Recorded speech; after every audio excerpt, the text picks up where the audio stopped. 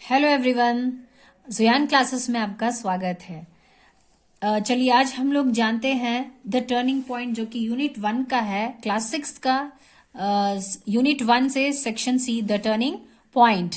तो इससे पहले हम बताना चाहेंगे आपको कि हम यूनिट 1 से ही सेक्शन ए और बी हम लोगों ने कंप्लीट कर लिया है। मेरे लास्ट 2 वीडियोज हैं, आप देख ही सकते हैं मेरे चैनल पे जाके। तो आप जो यूनिट 1 में है, सेक्शन ए है, उसका नाम है प्रॉब्लम सॉल्विंग, और सेक्शन बी है द गूस चेज। पूरा टेक्सचुअल एक्सप्लेनेशन और एक्सरसाइज के साथ आपको मिलेगा, और समरी के साथ, और पूरा सॉल्व किया हुआ क्वेश्चन आंसर्स, सारा चीज टोटल। तो आज हम लोग section see the turning point start करने वाले हैं। तो इससे पहले मैं आपको जरूर बताऊंगी कि अगर आप मेरे चैनल पे नए हैं तो मेरे चैनल को लाइक, शेयर और सब्सक्राइब जरूर कीजिए, ताकि आगे आपको इसी तरह की वीडियोस आपको मिलती रहेंगी, और जो है जिनको जरूरत है उस वीडियो की वो वहां तक पहुंच जाए। तो शेयर जरूर से जरूर कीजिएगा। चलिए हम लोग आज स्टार्ट करते हैं। तो टर्निंग पॉइंट जानते हैं। तो टर्निंग पॉइंट जो है हर किसी के लाइफ में जरूर से जरूर किसी न किसी मोड़ पर जरूर आता है। तो हम लोग ये जानते हैं कि टर्निंग पॉइंट एक इंसान के, जो कि मिसाइल मैन हम लोग जानते हैं, तो ये उन्हीं के लाइफ में एक टीचर के द्वारा एक टर्निंग पॉइंट किस तरह से उनके लाइफ में आया था, एक टीचर के माध्यम से। तो वो अपने लाइफ के बारे में यहाँ पे बताए हैं कि मेरा टर्निंग पॉइंट कहाँ से शुरुआत होता है। तो चलिए वीडियो को हम देर नहीं करते हुए जल्द से जल्द शुरुआत करते हैं। तो चलिए, समटाइम्स एन इवेंट में bring about an important change in the life of a person, a group or a country. Such an event acts as a turning point. Discuss how these events can act as turning points. तो जैसे कि मैंने अभी बताया है कि किस तरह से लाइफ में जो है टर्निंग पॉइंट आते हैं, किसी न किसी के लाइफ में कभी भी वो आ सकता है। तो वो क्या इंपॉर्टेंट चेंज है जो लाइफ में हुआ एक इंसान के साथ, एक ग्रुप ऑफ मेंबर्स के साथ, या फिर एक कंट्री के साथ। कंट्री के साथ भी टर्निंग पॉइंट कभी ना कभी आ ही जाता है, जैसे कि वॉर वगैरह होते हैं। तो इस तरह का टर्निंग पॉइंट से उस कंट्री को क्या फेस करना पड़ता है, एक ग्रुप ऑफ पीपल को क्या फेस करना पड़ता है, एक इंसान को क्या फेस करना पड़ता है। तो such an event acts as a turning point. तो हम लोग ये डिस्कस कर रहे हैं, discuss how these events can act as a turning points. जैसे कि नंबर 1 पे है, a student wins a scholarship. देखिए, मान लीजिए कोई भी एडमिशन लिया है, कोई भी स्कूल में पढ़ रहे हैं, तो उनके लिए स्कॉलरशिप इतना ज्यादा मायने लगता है कि स्कॉलरशिप के पैसे की वजह से ही वो अपना एडमिशन वगैरह कर सकते हैं। मतलब उनके एडमिशन्स में दिक्कत नहीं आती है, वो अपना एडमिशन फी जो है कॉलेज का या स्कूल का वो भर पाते हैं।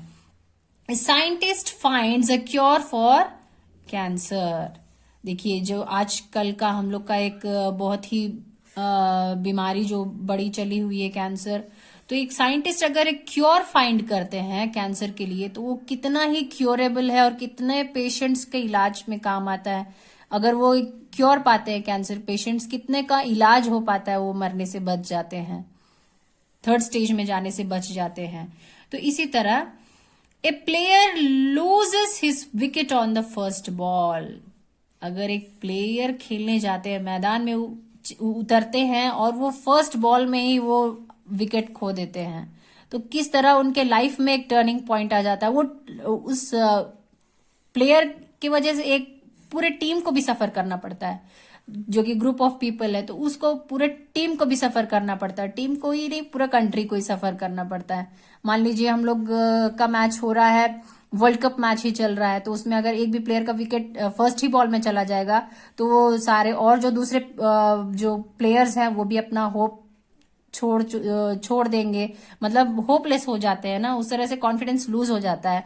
तो क्या हो जाता है, प्लेयर का कॉन्फिडेंस लूज हो गया, विकेट पहले बॉल में ही गिर गया, तो उसमें क्या हो जाता है कि और आगे के प्लेयर्स भी डिप्रेशन में खेलते हैं, तो वो गुस्से में खेलते हैं, तो पहले जल्दी जल्दी आउट होते जाते हैं। तो उस तरह से टीम को भी सफर करना पड़ता है, और कंट्री भी उसके वजह से वर्ल्ड कप में अगर हार गए तो कंट्री के लिए भी नुकसान ही है।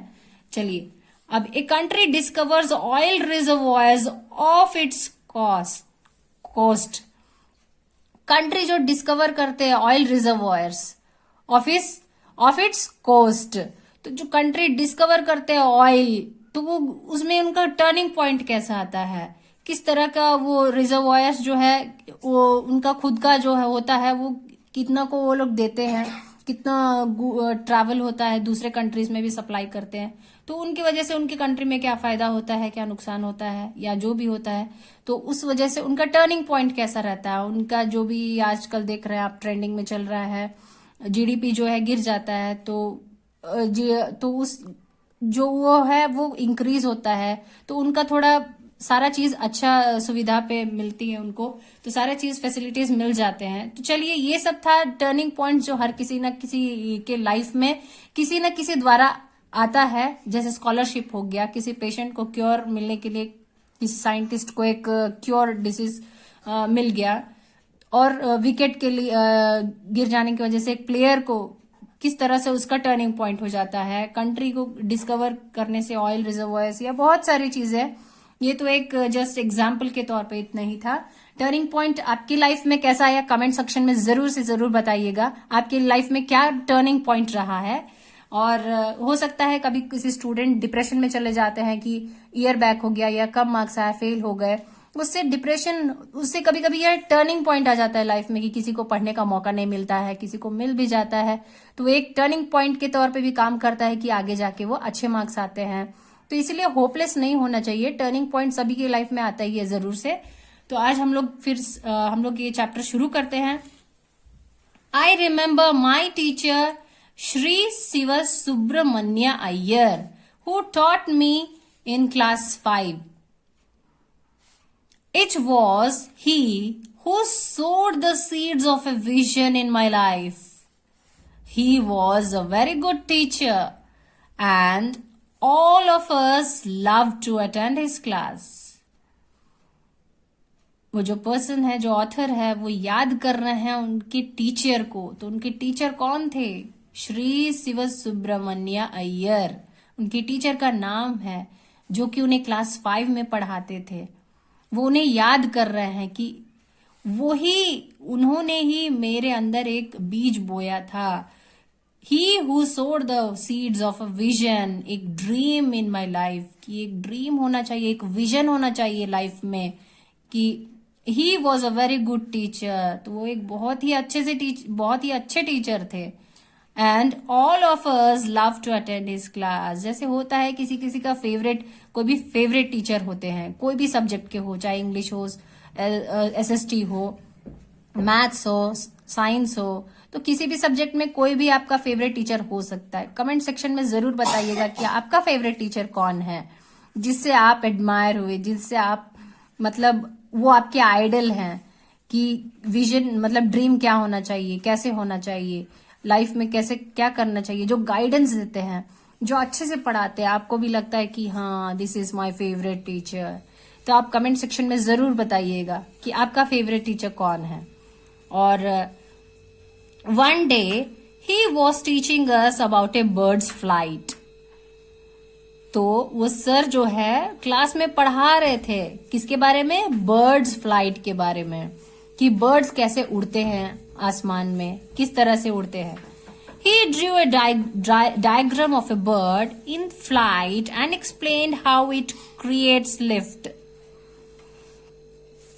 He also explained how it changes direction.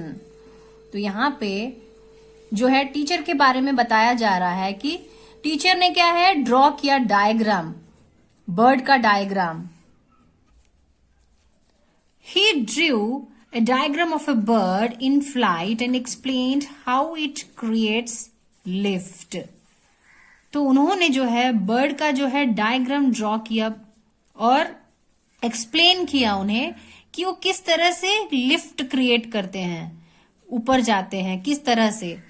He also explained how it changes direction while flying. तो जब भी बर्ड्स उड़ते हैं हवा पे, तो अपना डायरेक्शन भी कैसे चेंज करते हैं, अपना वो रुख कैसे बदलते हैं, कैसे वो डायरेक्शन चेंज करते हैं, वो सारा चीज वो एक्सप्लेन कर रहे थे डायग्राम के द्वारा while flying. तो for 25 minutes he lectured us on things such as lift, drag and how birds fly in formation of 10, 20 or 30. तो उन्होंने हमें 25 मिनट्स तक लेक्चर दिया। कहाँ पे? वो शीशोर में गए थे, तो वहां पे उन्होंने लेक्चर दिया, पूरा सारा चीज समझाते हुए, सारा चीज समझाया उन्होंने कि किस तरह से वो एक लिफ्ट फॉर्म करते हैं, कैसे लिफ्ट फॉर्म करते हैं, एक ड्रैग वो खींच अपने और मतलब आकर्षित भी करते हैं लोगों को, और वो कैसे फ्लाई करते हैं फॉर्मेशन ऑफ 10, 20 और ग्रुप्स में भी फ्लाई करते हैं, 10, 20 और 30 जो कि ग्रुप्स फॉर्म करके वो फ्लाई करते हैं। At the end of the class, he wanted to know whether we had understood how a bird flies. I said I had not understood. When I said this, he asked whether the others had understood or not. तो teacher की इतनी कोशिश के बाद भी teacher लेकिन ये जानना चाहते थे कि बच्चे समझ पाए या नहीं, जो कि मैं एक्सप्लेन किया हूं यहाँ पे आके उनको, सीशोर में जो आके एक्सप्लेन किया हूं, तो बच्चे समझ पाए या नहीं वो जानना चाहते थे। तो उन्होंने, ऑथर ने तो कहा कि मुझे तो समझ में नहीं आया, आई हैड नॉट अंडरस्टूड। तो वो दूसरे बच्चों से भी जानना चाहते थे कि ये लोग भी, बाकी बच्चे भी समझे या नहीं समझे। तो many student said that they too had not understood. तो सारे बच्चों ने, सभी बच्चों ने बोला लगभग कि हमें भी समझ में नहीं आया कि आप क्या बोलना चाह रहे हैं, क्या पढ़ाना चाह रहे हैं।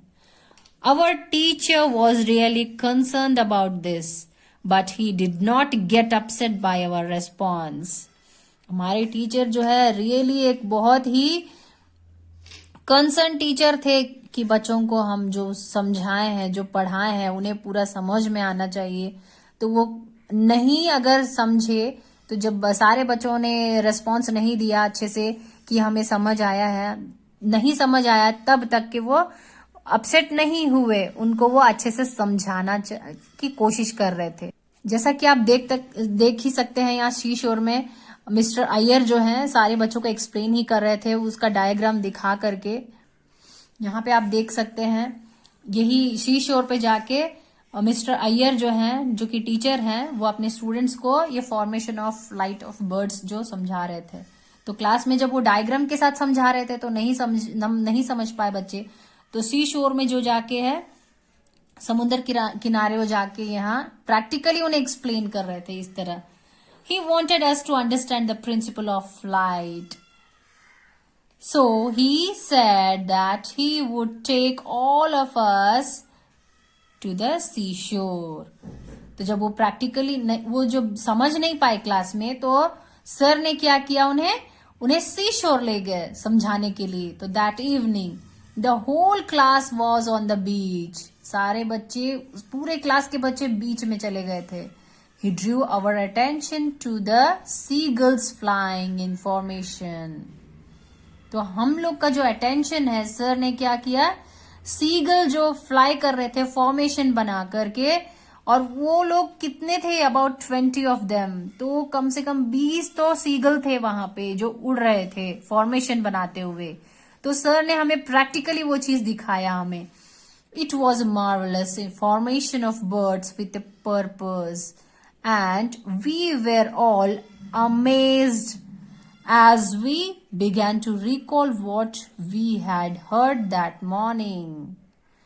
तो ये एक बहुत ही अच्छा वंडरफुल फॉर्मेशन था बर्ड्स का, एक पर्पस के साथ, और हम लोग तो एकदम अमेजिंगली उसे देख रहे थे और सारा चीज याद कर रहे थे कि जो सर ने क्लास में हमें समझाया, किस तरह वो क्लास में हमें समझा रहे थे सुबह की क्लास में। The teacher then asked us to look at the birds wings. तो टीचर ने हमें बर्ड्स के विंग्स की तरफ इशारा किया कि यहाँ देखिए आप लोग, बर्ड्स के विंग्स की तरफ, how they flapped to generate lift. तो उन्होंने किस तरह से फ्लैप किया, किस तरह से वो दोनों अपने विंग्स जो है फ्लैप किया उन्होंने, टू जनरेट लिफ्ट, ऊपर उड़ने के लिए। लिफ्ट मतलब जब आप ऊपर जाते हैं, ठीक है। तो he asked us to look at the tail and the combination of flapping wings. तो उन्होंने फिर हमें कहा कि टेल की तरफ भी देखिए आप, टेल की तरफ भी देखिए और फ्लैपिंग विंग्स की तरफ भी देखिए, एंड ट्विस्टिंग टेल, तो किस तरह से वो टेल को अपने ट्विस्ट करते हैं, फिर बाद में अपने पंख को जो है फ्लैप करते हैं, उसी तरह से वो ऊपर उड़ते हैं। us he asked us to look at the tail and the combination of flapping wings and twisting tail. We looked closely and found that the birds in that position could fly in the direction they wanted to. इस तरह करके तो birds जो है अपना किसी भी position में, किसी भी डायरेक्शन में वो उड़ पा रहे थे, फ्लैप करते हुए, टेल को ट्विस्ट करते हुए। Then he asked us a question. Can you tell me where the bird's engine is and how it is powered? तो उन्होंने जो है क्वेश्चन किया जब वो देख रहे थे। Then he asked us a question. तो टीचर ने ही क्वेश्चन किया बच्चों को कि Can you tell me where the bird's engine is and how it is powered? तो क्या आप लोग बता सकते हैं, जब आप लोग देख ही रहे हैं यहाँ पे, तो आप क्या बता सकते हैं कि बर्ड्स का जो इंजन है वो कहाँ पे है और कैसे पावर्ड, कैसे वो फॉर्म कर रहे हैं एक के पीछे एक। We knew the answer to the question, हमें आंसर पता था क्वेश्चन का। All the aspects of the principles of flight became clear to us within the next 15 minutes. सारे जो एस्पेक्ट्स या प्रिंसिपल्स थे फ्लाइट के बारे में, उड़ने के बारे में, तो वो हमें सारा चीज क्लियर हो चुका था अगले 15 मिनट के अंदर। We understood clearly the dynamics of a birds flight with the practical example of it in front of our eyes. हम लोगों ने सारा चीज जो डायनामिक्स होता है बर्ड्स के उड़ने वाला, प्रैक्टिकली, डायनामिक्स का मतलब होता है कि एक साइंटिफिक मीनिंग है, इसके पीछे एक लॉजिक है कि किस तरह मूवमेंट ऑफ बॉडीज होता है। तो मूवमेंट ऑफ बॉडीज, तो किस तरह एक बर्ड्स का बॉडी मूवमेंट हो रहा है, किस तरह प्रैक्टिकली एग्जाम्पल हम लोग देख रहे हैं अपने आंखों के सामने। Our teacher was the greatest. Author ने यहाँ पे अपनी जो मन की बात वो बता रहे हैं कि our teacher was the greatest, ये ग्रेटेस्ट टीचर है, इनके जैसा तो एक्सप्लेन करने वाला कोई हो ही नहीं सकता, कि इतने अच्छे से समझा रहे हैं हम लोग को कि सारा चीज समझ में आ रहा है। He had given us a lesson in theory as well as in practice. This is real teaching and learning.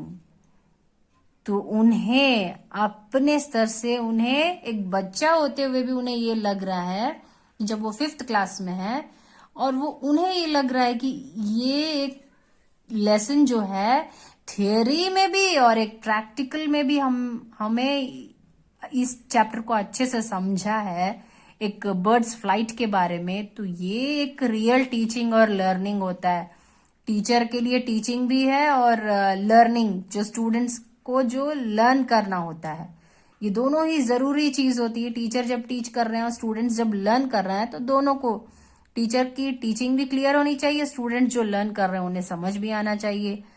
तो I thought to myself, तो एक रियल टीचिंग था उनके टीचर के द्वारा, तो उन्हें ये चीज महसूस हुआ उस प्रैक्टिकल के दौरान। For me this incident was not merely an understanding how of A birds flies. ये मेरे लिए एक इंसिडेंट नहीं था कि समझने के लिए कि कैसे बर्ड फ्लाई, कैसे उड़ते हैं। That evening on the sea शोर of Rameswaram, I decided that I wanted to study all I could about the concept of flight. उस दिन, उस शाम में, सी शोर जो है रामेश्वरम के सी शोर में, मैंने ये डिसाइड किया कि मुझे सारा चीज पढ़ाई करना है। I wanted to study all I could about the concept of flight. मुझे सारा ही चीज पढ़ना है, कॉन्सेप्ट फ्लाइट से रिलेटेड, उड़ने से रिलेटेड सारा ही चीज पढ़ना है। At that time I did not realise that eventually, मैंने उस टाइम रियलाइज नहीं किया ये सब चीज, कि I would move towards the study of science of flying. तो मैंने उस टाइम ये रियलाइज नहीं किया था कि मैं एक उड़ने की तरफ, मतलब जो the study of science of flying, मैं वहां पर उस रूट में चला जाऊंगा. It was my teachers lesson. ये एक टीचर का लेसन था. And the flight I had witnessed that inspired me to move towards the goal. और ये एक फ्लाइट था जो कि बर्ड्स जो उड़ रहे थे उसका एक फ्लाइट था, और मैंने ये विटनेस किया, मैंने उसे देखा अपने आंखों के सामने. जो थ्योरी भी मैंने क्लास में पढ़ी थी वो, और प्रैक्टिकल जो शाम में हम लोगों ने शीशोर पे देखा. तो ये सारा चीज जो एक लेसन था, टीचर का लेसन था, जो कि मुझे इंस्पायर किया to move towards this goal. मेरे गोल के सामने मुझे आने के लिए, मुझे विजन दिखाने के लिए एक टीचर का ही लेसन था. Then one evening after class, एक शाम के बाद, क्लास के बाद, मैंने पूछा mister Iyer for advice. I asked Mr. Iyer for advice. I told him of my interest in the further studying the science of flight. तो मैंने अपनी इच्छा जाहिर की. अपने टीचर से मैंने पूछा एडवाइस के लिए कि सर मुझे इंटरेस्ट है अपने फर्दर स्टडीज जो है, मैं अपने आगे की पढ़ाई साइंस ऑफ फ्लाइट में करना चाहता हूं. He patiently explained that I should complete class 8. तो इस तरह से जो है, तो सर जो है पेशेंटली एक्सप्लेन करते हैं कि पहले तो तुम्हें क्लास 8 क्लियर करना है, पास करना है, then go to the high school, फिर उसके बाद हाई स्कूल जाना है, and from there to college, और हाई स्कूल के बाद जो है तुम्हें कॉलेज जाना है, and take up the study of sciences. तो उसके बाद तुमको जो है साइंस का स्टडी लेना है. This advice and the lesson of the flight of birds really give me my mission for life. तो ये जो एक टीचर का एडवाइस था मेरे लिए कि किस तरह से मुझे आगे बढ़ना है, किस तरह से मुझे कोर्सेज लेना है, जैसे कि मुझे 8 क्लियर करना है पहले, उसके बाद मुझे हाई स्कूल जाना होगा, हाई स्कूल के बाद मुझे कॉलेज जाना होगा, वहां पे मुझे लेना होगा study of sciences, sciences related मुझे कोर्स लेना है. तो ये जो एडवाइस था एक टीचर की तरफ से मेरे लिए, and the lesson of the flight of birds really give me my mission for life.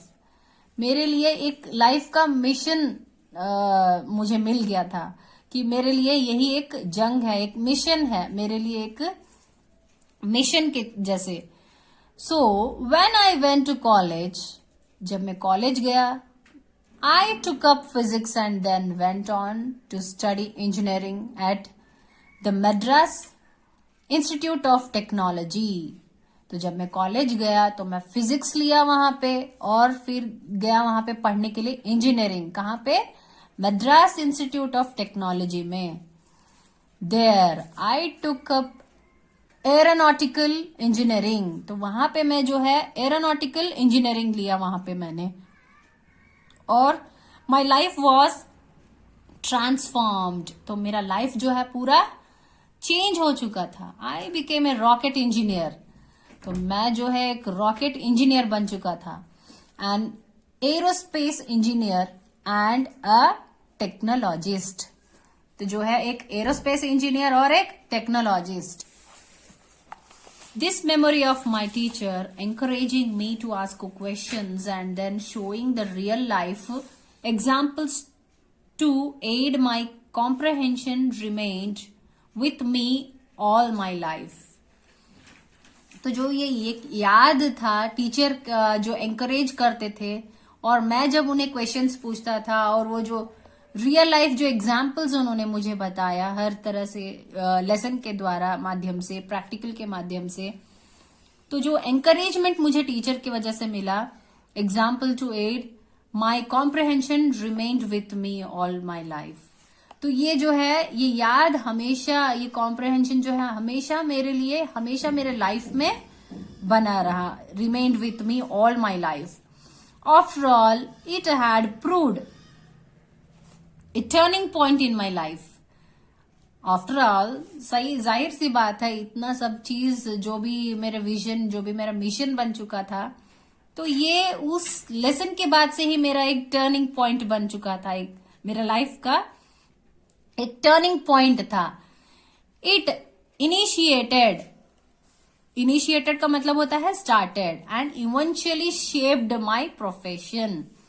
तो मेरा जो प्रोफेशन है वो यही शेप किया। Shri Shiv Subramanya Iyer was the catalyst. Catalyst का मतलब होता है कि कोई भी something that causes a change, जो भी चेंज होता है, या who ignited cause something to burn, एक आग जो जलाना होता है, एक set in motion our young minds by allowing us to ask questions and then answering them till we achieved complete understanding।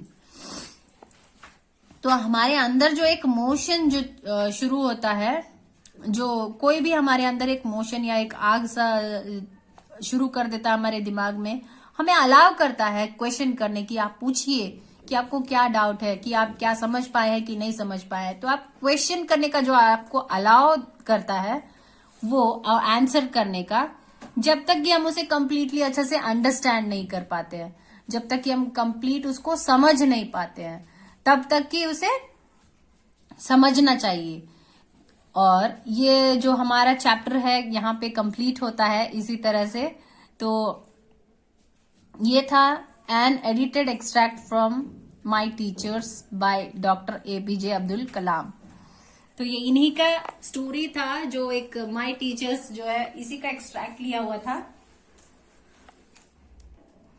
तो ये है डॉक्टर एपीजे अब्दुल कलाम के बारे में। तो इनके बहुत सारे किस्से हैं, लेकिन उनमें से एक था जो उनका जो मिशन था, किस तरह से वो प्रोफेशन किस तरह से बना, उनका विजन कैसे लाइफ में चेंज हुआ, कैसे उनका टीचर का एक लेसन और जो थियोरी और वो प्रैक्टिकल कैसे उनकी लाइफ में एक टर्निंग पॉइंट बना। क्या देखकर उनको लगा कि जब बर्ड्स उड़ सकते हैं तो इंसान भी उड़ ही सकते हैं। तो उन्हें एक शौक लगा कि हम भी ये कर सकते हैं, हमको भी ये करना चाहिए। तो हमको भी, इंसान को भी जैसे उड़ना चाहिए। तो आजकल इंसान भी उड़ ही रहे हैं, देख ही सकते हैं, रॉकेट में हो गया, एरोप्लेन में हो गया, हेलीकॉप्टर में हो गया। तो इस तरह से उड़ ही रहे हैं जैसे कि बर्ड्स के जैसे।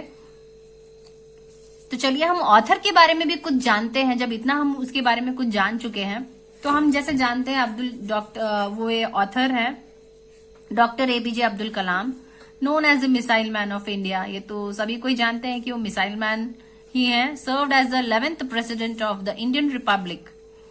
वो 11th प्रेसिडेंट भी थे इंडियन रिपब्लिक के। और he was born on 15th October 1931 at Rameswaram in Tamil Nadu.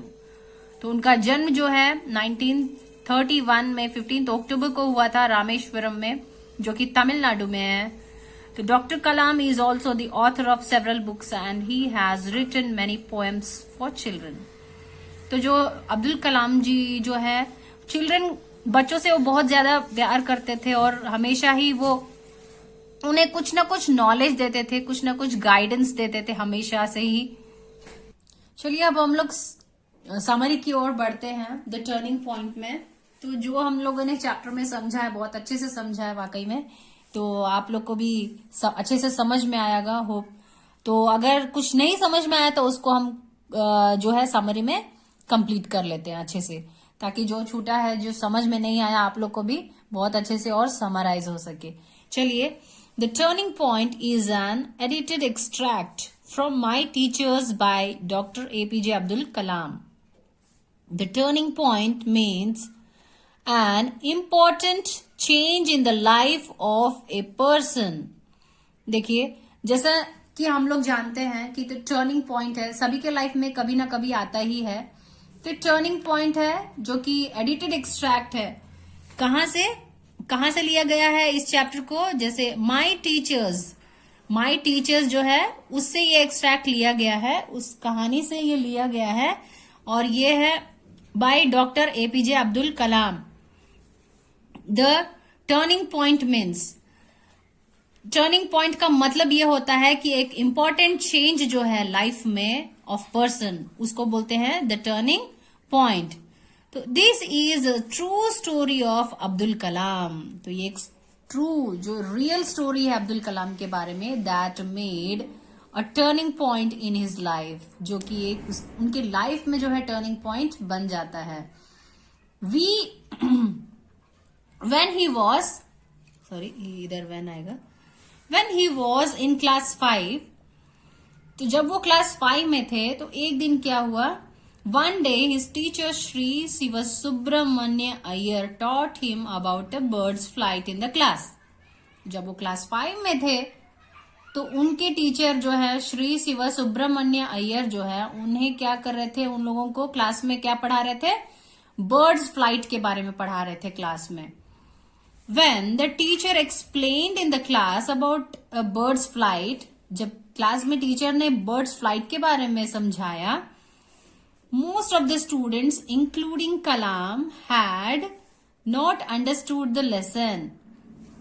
तो सभी बच्चे जो क्लास में लगभग, उनको और including Kalam did not understood the lesson, तो उन्हें क्लास में जो है लेसन समझ में नहीं आया बिल्कुल भी।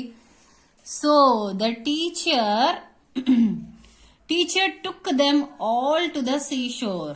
तो टीचर जो है सभी बच्चों को सी शोर लेके जाते हैं ऑफ रामेश्वरम। रामेश्वरम कहाँ पे है, ये birth place of Kalam sir. तो ये कलाम सर का जो है बर्थ प्लेस है रामेश्वरम, जो कि तमिलनाडु पे है। वहां पे वो लेके जाते हैं। जब क्लास में बच्चे कुछ भी लेसन एक्सप्लेन जो किया गया था ड्राइंग करके, तो क्लास में जो बर्ड्स फ्लाइट किस तरह होता है ड्रॉ करके जब वो टीचर समझा रहे थे, वो नहीं समझ पाए, तो टीचर ने क्या किया, उन्हें सी शोर लेके चले गए रामेश्वरम। वहां पे बीच पे लेके गए समझाने कि कैसे बर्ड्स उड़ते हैं, ठीक है। टू टीच देम प्रैक्टिकली उन्हें समझाने लेके गए। The teacher showed there how a birds flies. तो टीचर वहां पे उन्हें बताया, उन्होंने कि किस तरह से बर्ड जो है उड़ते हैं, किस तरह से बर्ड फ्लाई करते हैं। He asked the students to look at the tail and the combination of flapping wings and twisting tail. तो उन्होंने बच्चों से कहा कि आप देखिए ध्यान से टेल की तरफ, और कॉम्बिनेशन जो लोग फॉर्म कर रहे हैं अपने आसपास, मतलब फ्लैपिंग विंग्स का मतलब जो होता है विंग्स वो लोग फ्लैप करते हैं, एंड ट्विस्टिंग टेल को जो ट्विस्ट करके वो लोग जो सीधा कर देते हैं और विंग्स को फ्लैप करते जाते हैं। तो उस तरह से जो है वो लोग का फ्लाइट इंक्रीज होता है, वो लोग और ऊपर उड़ते जाते हैं। तो टीचर जो है एक्सप्लेन करते हैं कि किस तरह से बर्ड्स जो है फ्लैपिंग विंग्स, जो विंग्स को फ्लैप करते हैं और टेल को ट्विस्ट करते हैं, इसी तरह टीचर ने एक्सप्लेन किया। Teacher explain how the birds changed direction and position, could fly in the direction they wanted to. तो वो उस तरह से जो है विंग्स फ्लैप करते हुए, टेल को ट्विस्ट करते हुए, तो अपना किसी भी डायरेक्शन में वो चेंज करते जा रहे थे। वो कौन से डायरेक्शन में जाना चाहते थे वहां पे वो चेंज करते जा रहे थे। After that all the students understood the lesson. इसके बाद, ये देखने के बाद स्टूडेंट्स जो है क्लास में नहीं समझ पाए, तो जो इसी शोर में वो लेसन को अच्छे से समझ लिया था उन्होंने, of the birds flight. For Kalam the lesson was not merely an understanding of how a bird flies. तो कलाम के लिए जो एक लेसन जो था समझ के नहीं बराबर था कि understanding how a birds flies. He decided that सिर्फ बर्ड्स फ्लाइट के वजह से ही वो उनको पूरे अच्छे से कॉन्सेप्ट क्लियर नहीं हो पा रहा था, तो उन्होंने क्या सोचा कि he decided that he wanted to study all he could about the concept of flight. तो उन्होंने सोचा, ये निर्णय लिया उस टाइम पे शीशोर में कि वो सारा वो चीज पढ़ेंगे फ्लाइट को लेके, मतलब जो कि उड़ने से रिलेटेड है, वो सारा वो चीज पढ़ेंगे उसके डेप्थ में जाकर कि about the concept of flight. So he took his teachers advice about the further study of science. तो उन्होंने क्या किया, अपने टीचर से एडवाइस लिया कि आगे वो जाके किस तरह से वो अपना स्टडीज में क्या क्या ले सकते हैं, ताकि उन्हें आगे वो कोर्स करना पड़े, study of flight. He became a rocket engineer, an aerospace engineer and a technologist.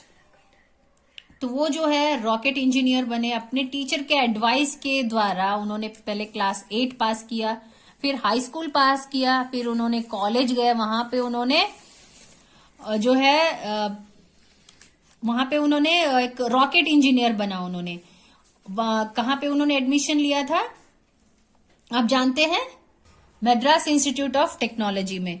तो वहां से उन्होंने एक एरोस्पेस इंजीनियर भी बने वहां से, एंड अ टेक्नोलॉजिस्ट. फिर वो टेक्नोलॉजिस्ट बन गए. लेकिन but the memory of his teacher encouraging him to become a successful person was up to the end of Kalam's life. तो उन्हें जो एनकरेजमेंट मिला एक टीचर के द्वारा, उनके लाइफ में सक्सेसफुल उन्हें एक पर्सन बनाया. इस लेसन के माध्यम से उन्होंने जो विजन उन्हें जो मिला, उन्हें जो डायरेक्शन मिला, जो उन्होंने कॉन्सेप्ट क्लियर किया, अपने लाइफ को भी लेके उन्होंने क्लियर कर लिया और एक सक्सेसफुल पर्सन बन गए. तो उन्होंने रॉकेट लॉन्च भी किया, आप लोग तो जानते ही हैं. तो इस तरह से कलाम सर जो है अपने लाइफ में सक्सेसफुल बने. अपने स्टूडेंट लाइफ से ही उन्होंने अपना एक मिशन रखा, अपना एक एम रखा, एक अपना गोल उन्होंने तैयार किया, एक फ्लाइट, बर्ड्स फ्लाइट को देखते हुए. तो उन्होंने जो कुछ भी अपने लाइफ में किया वो उनका एक टर्निंग पॉइंट था वहां पे शीशोर में, जो कि उन्होंने बर्ड्स फ्लाइट को देखा.